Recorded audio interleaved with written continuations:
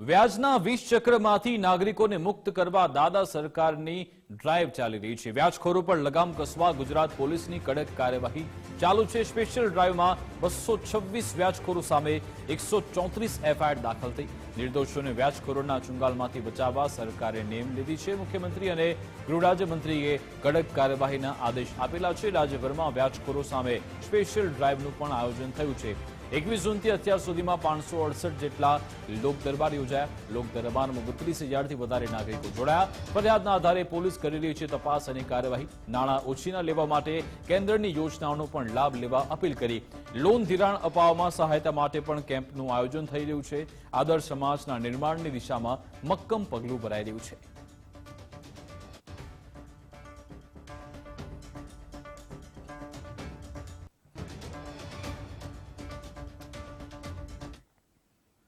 રાજ્યમાં વ્યાજખોરી ડામવા ગુજરાત પોલીસનું અભિયાન ચાલુ છે। ત્યારે ગૃહ રાજ્યમંત્રી હર્ષ સંઘવીએ પોલીસના અભિયાન મુદ્દે નિવેદન આપ્યું કે વ્યાજખોરો વિરુદ્ધ ગુજરાત પોલીસનું અભિયાન ચાલુ છે। પરિવારોને વ્યાજના દૂષણમાંથી બહાર લાવવા પ્રયત્ન સરકારનો છે।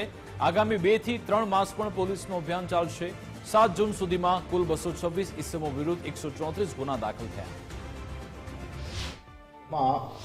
ગુજરાતના તમામ જિલ્લાઓમાં આ વ્યાજખોરીના વિરોધમાં આ અભિયાનમાં આ પરિવારોને ન્યાય અપાવવાની કામગીરીની એક અભિયાન ચાલુ કરવામાં આવ્યું છે।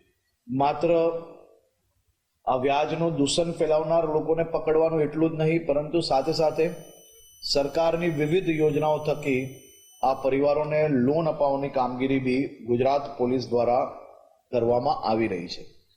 કુલ મળીને 568 લોક દરબારો ગોઠવવામાં આવ્યા, જેમાં 32,692 લોકો હાજર રહેલા હતા। સરકારની વિવિધ યોજનાઓ થકી અનેક લોકોને 10,000, 20,000, 50,000 રૂપિયાની લોનના ચેકો બી અપાવવામાં આવ્યા છે।